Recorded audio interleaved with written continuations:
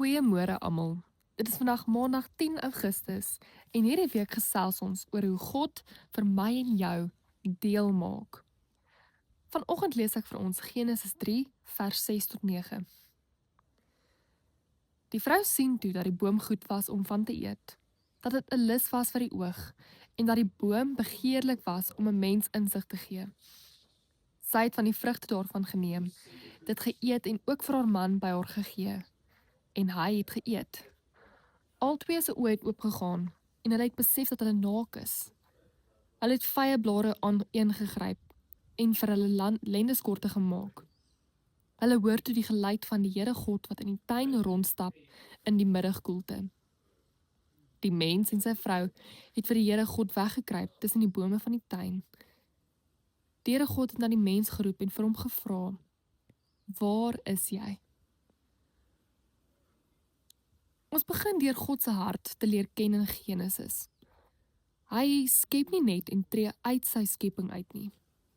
Dit is baie duidelik dat hy 'n verhouding wil hê met sy skepping.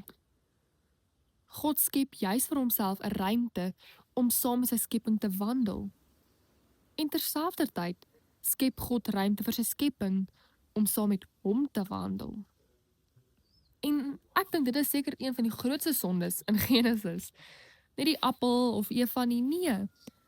Dat God vir ons hierdie ruimte maak om hom te kies. Maar die mens draai hul rug op hom.